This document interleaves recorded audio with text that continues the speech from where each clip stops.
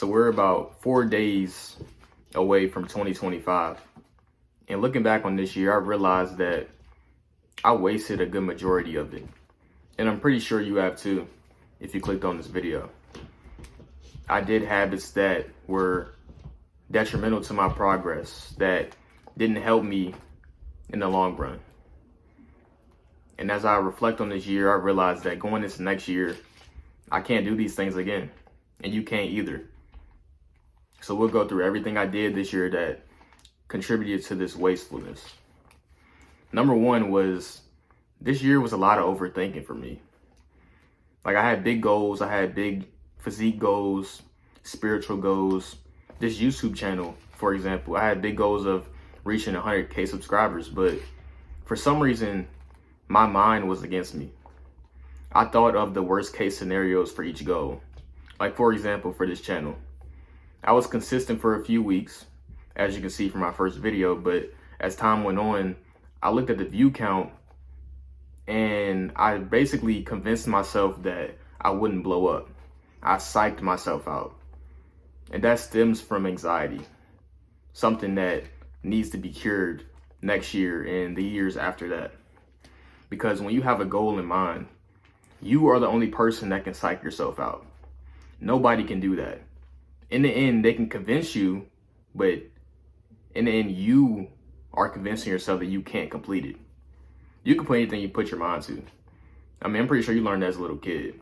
So if you're working on a YouTube channel, you're working on your business, you're working on a project for school, you can't just tell yourself you're not going to do it, because you're subconsciously blocking your potential. And that's why I wasted this year. Every goal I had in mind, my mind was against me. Like, I had thoughts of, what if it doesn't work?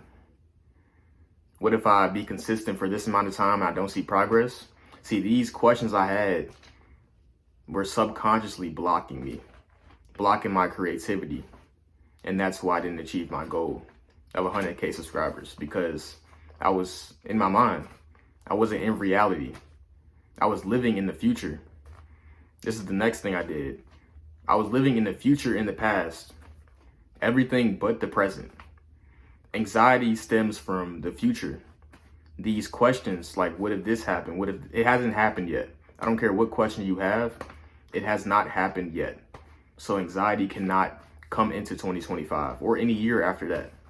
Depression, that's me living in the past. I was so focused on these past events that had nothing to do with the present. Nothing to do with it. But I still was attached to these things. Failed relationships, plateaus in my fitness, plateaus in YouTube, plateaus in school. I was focused on these failures when in reality, they were helping me.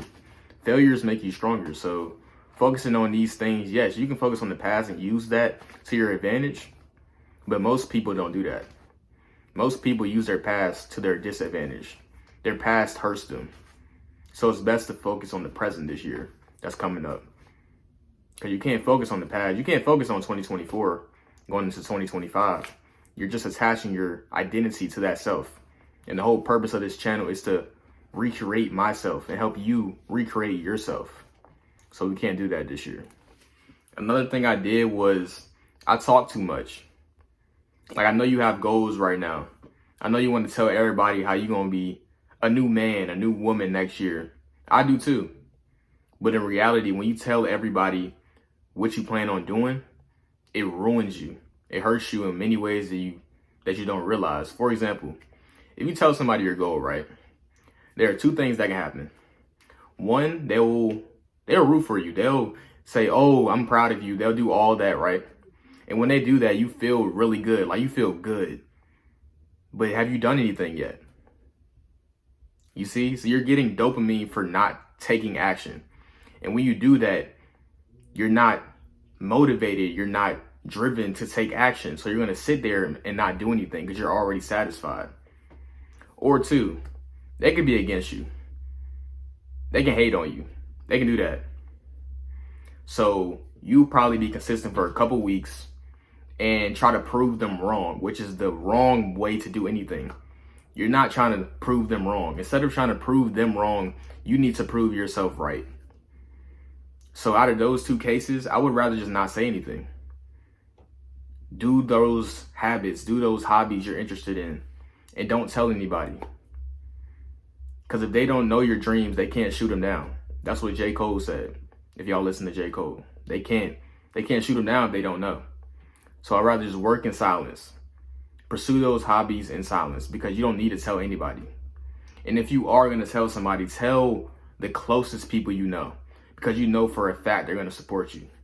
Because when you hear that hate, it's good temporarily, like that drive to prove them wrong, but it's not going to help you for the years to come. The next thing I did was I consumed way too much short form content. Short form content such as TikTok, Instagram Reels, YouTube Shorts.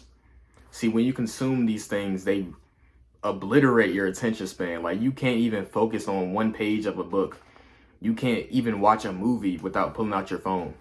You can't perform any daily tasks without getting distracted. And that's what killed it for me. Consuming this content ruined my attention span. It ruined my dopamine. And that ultimately ruined my drive to change, my drive to get better. Another thing I did was I multitasked. When you, for example, eat, you want to put on a movie. You want to put on a TV show.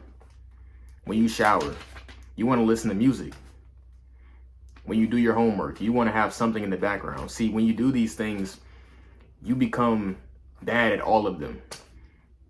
And I did this for most of the year. It was never a chance where I just sat there and thought.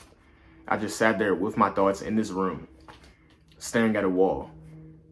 There was never a moment when I did that.